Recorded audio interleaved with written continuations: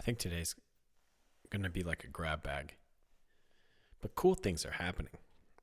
And the reason I think it's going to be like a grab bag is I had a list of ideas here, things I've been writing them down as they come to me, or just I think of little things throughout the day.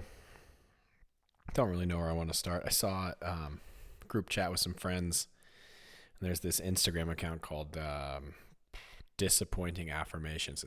It's probably my favorite, one of my favorite Instagram follows. Because I always you see this like wonderfully motivational stuff all over Instagram, and then Disappointing Affirmations just says the opposite of that. But I like this one specifically today, which is it reads, "Stop wondering if you're good enough. You're not." Oh man, it got me so good. Because that's it, right? Am I good enough to do this well enough? Oh, do I have imposter syndrome? No, don't even worry about it. You're not good enough at all. It doesn't matter. I thought it was so perfect. The reason I like these is because I think, for me personally, like harsh criticism is pretty motivating. And the other reason I like them is because at times it's just a nice reminder of like how much worse we can make something by taking ourselves too seriously and by pouring effort and energy into an expectation or maybe an outcome that we can't control. So some of them are just absolute gold. So I highly recommend it. None of them make me feel bad, oddly enough. I read them and they just make me happier. So I don't know if that means I'm at like just the bottom of despair, or maybe I don't take everything or anything seriously enough. But this one was just stop wondering if you're good enough. You're not. I want to go read some others too. But the reason I liked this one was mainly because as I was thinking about it, I kind of, in the way I do, turn it into gratuitously pensive self-help thought experiment. There's another one here which says you're doing your best, which is fucking embarrassing. Oh my God, that's perfect. Your best is embarrassing. Don't forget that. The reason I also like it is because like, oh man, everything will be okay, just not for you. The reason I kind of like some of these too is because every once in a while it is the case. You're doing your best, and that best right now was embarrassing, and it's not for everything that you do, and it's not for anything that you do, but every once in a while it just is the case. If you're wondering that you're good enough at something, maybe you're not. And also I think that's really valuable in a lot of cases, is like that's really motivating to me, is the fact that like I constantly feel that I'm not good enough at something. At least when I was competing in CrossFit, like that was 100% the case. Like that was always a driving factor for me, was if I never felt like I was good enough. And in other things, I feel like I've had, moderately interesting success at, I always felt like I wasn't good enough. There's a huge driving factor for me. And, there's a level of nihilism there that can be a little dangerous. Like you can become a little reckless with that thought process. And I think some people might say, well, you should just try to put that in the positive and always think about it like, I just always want to be better. It's not about that you're not good enough. You just always want to be better.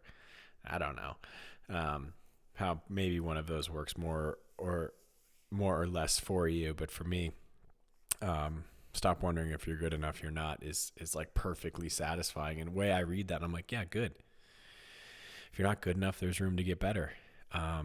If you think you're good at every single thing you do, you're probably not. You're living a little blind. And that's one of the reasons I like that today, not just for the laugh, but also lately, I've been trying much harder.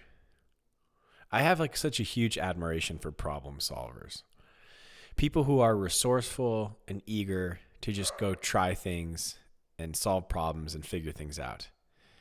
Even if it's stuff that they're not particularly familiar with. I love the whole do it, yourself community on Instagram. obviously there's a lot of that now where people, it's performative. They're trying to seem kind of aloof when they do really have, or have developed, maybe they, everyone started somewhere. They have developed a really strong skill set in a thing. I've been doing a ton of house projects here,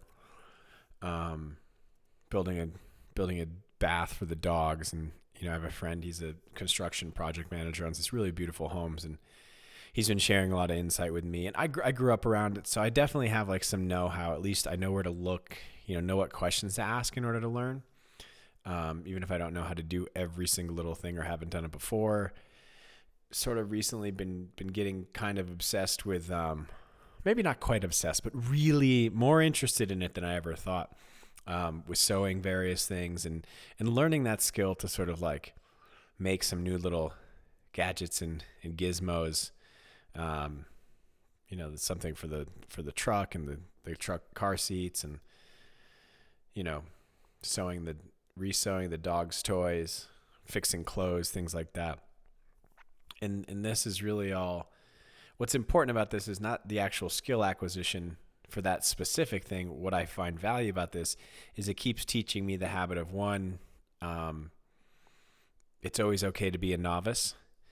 And I personally really enjoy the process of moving from like novice to intermediate to good at something. But I do think that like you just get more comfortable with that skill. Because as I'm trying to apply some of these new skills, I'll study and I'll research and I'll talk to friends about something, and then I'll go try it. And it's like that meme where it's like, sometimes it's good, sometimes it's shit.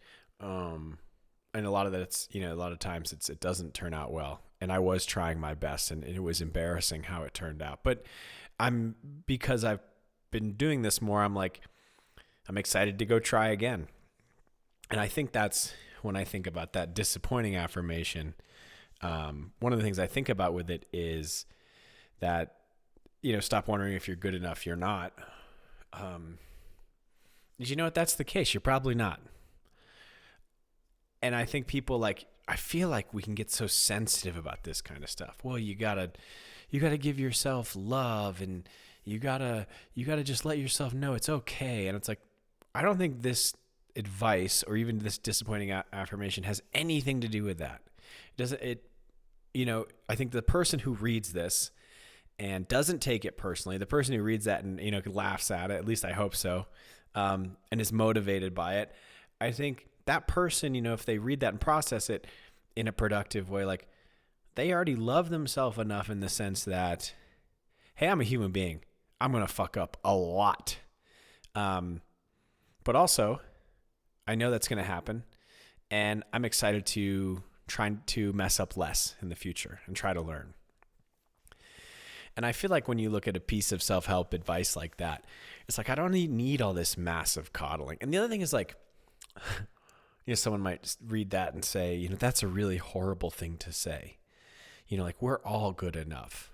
And it's like, well, I think we're all good enough to give ourselves space to make mistakes. I think we're all good enough to be given a chance to correct our mistakes.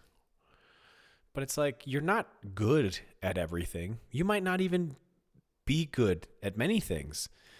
I think we all have the unique capacity to be particularly good or smart or intelligent, insightful at very specific things, right? That's why successful teams have different players with different strengths and weaknesses. Not everyone is, there's no monoculture there. It's not homogenous. So anyway, that's where my head was at today on that. You're probably not good enough. It's devastating. Some of these are so great. Just really, really perfect. The old disappointing affirmations. I was hoping there was another good one here I could just I could read. One day you'll be happy, but just one day, that's it. Oh man, just 10 minutes of my stupid cackling. That's what I thought about that one. There's something I wanted to add on to that. Maybe we'll get to it later on, which was like the point of asking for help. I think the big takeaway, in pursuing new things to not be good at and then slowly learning, is it's less about the substantive task that you become good at maybe, or try to become better at. And it's just more about that habit of putting yourself in a position to say, it's okay, I don't know a lot, but I've been here before. I have not known a lot before, and I overcame it, and it turned out okay. Because that's not always a comfortable thing to do. It's not always a really particularly fun place to be, depending on the environment you're in. But it is really essential, and I admire that. I have a lot of friends who are just such do-it-yourselfers and just take to new things. It's one of the reasons and I've talked about this before, I so admire, I feel like those creative people who are always decorating things in their house and updating little pieces of their house. You just consumed so many new skills. It's so admirable to me, and something I hope I can emulate as I continue through life. Because there's also a huge benefit to it.